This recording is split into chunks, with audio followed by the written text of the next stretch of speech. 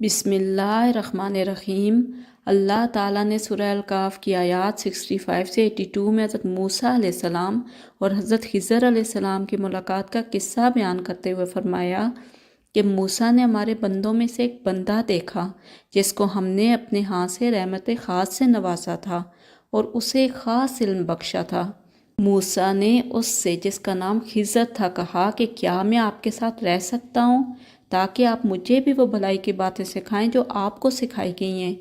खिज़र ने मूसा से कहा कि तुम मेरे साथ रहकर सब्र ना कर सकोगे और जिस चीज़ की तुम्हें खबर ही ना हो तुम उस पर सब्र कर भी कैसे सकते हो।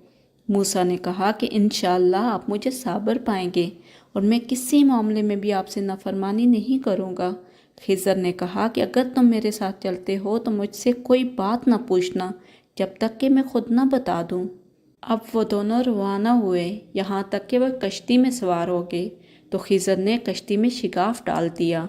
मूसा ने कहा आपने इसमें शिगाफ डाल दिया ताकि सब कश्ती वालों को डुबो दें, ये तो आपने एक सख्त हरकत कर डाली। उसने कहा मैंने तुमसे कहा ना था कि तुम मेरे साथ सब्र नहीं कर सकोगे। मूसा ने कहा भूल चूक पर मुझे ना पकड़िए और मेरे मामले में आप ज़रा सख्ती से काम ना लें। फिर वो दोनों चले यहाँ तक कि उनको एक लड़का मिला तो खिज़र ने उस लड़के को मार डाला। मूसा ने कहा कि आपने एक बेगुनाह को बगैर कसास के मार डाला, ये तो आपने बहुत बुरा किया। खिज़र फिर बोले कि मैंने कहा ना था कि तुम मेरे साथ सब्र नहीं कर सकोगे। मूसा ने कहा कि अगर मैं इसके बाद कोई भी बात पूछूं तो आप मुझे अपने साथ मत रखिएगा।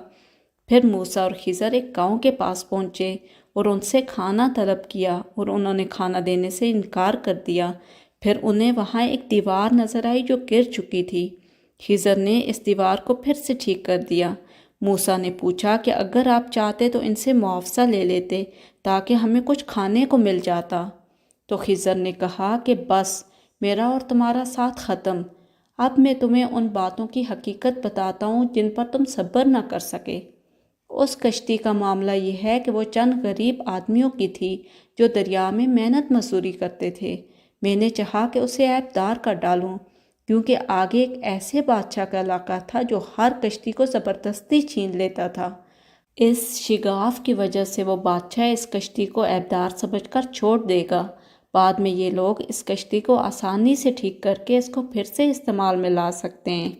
अगर ये कश्ती छिन जाती तो इनसे रोज़गार का ज़रिया छिन जाता।